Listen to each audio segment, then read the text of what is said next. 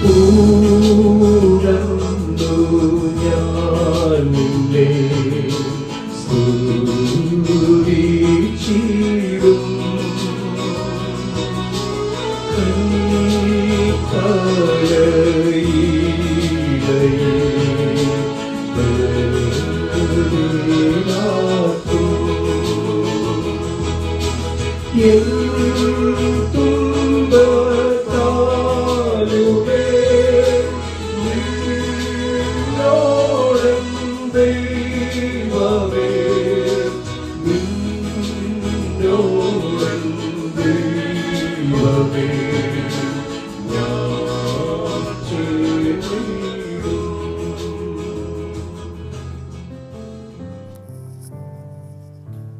ദൈവനാമത്തിന് മഹത്വമുണ്ടാകട്ടെ.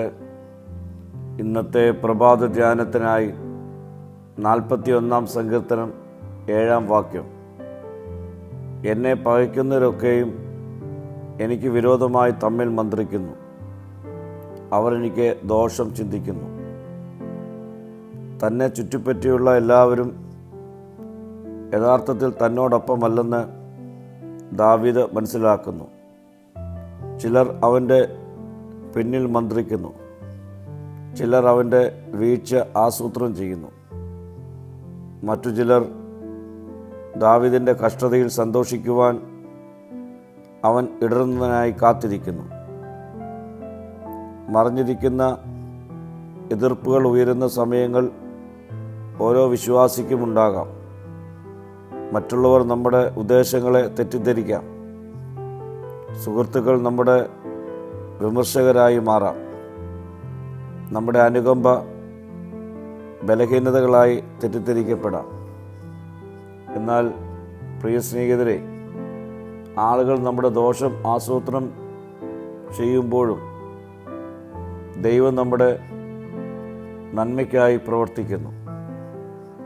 എതിരാളികൾ തിന്മ ചെയ്യുവാൻ ഒരുങ്ങുമ്പോൾ ദൈവം നമുക്ക് വിജയം നൽകുന്നു. ദൈവത്തിൻ്റെ പ്രതിരോധത്തിൽ നമുക്ക് വിശ്വസിക്കാം. മറ്റുള്ളവരുടെ എല്ലാ പ്രതികരണങ്ങളെയും നാം കേട്ട് മറുപടി നൽകാതെ ദാവീദിനെ പോലെ ദൈവത്തിങ്കിലേക്ക് നമ്മുടെ ഹൃദയങ്ങളെ തിരിക്കാം. നമ്മുടെ വേദനകളും നമ്മുടെ പ്രയാസങ്ങളും അവൻ്റെ കരങ്ങളിൽ ഏൽപ്പിക്കാം. അവൻ സകല പ്രശ്നങ്ങൾക്കും പരിഹാരം നൽകുവാൻ മതിയായവനാണ്.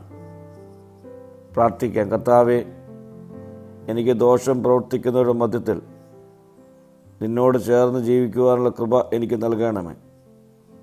മഹത്വം നീ എടുക്കണം. യേശുവിൻ്റെ നാമത്തിൽ തന്നെ. ആമീൻ.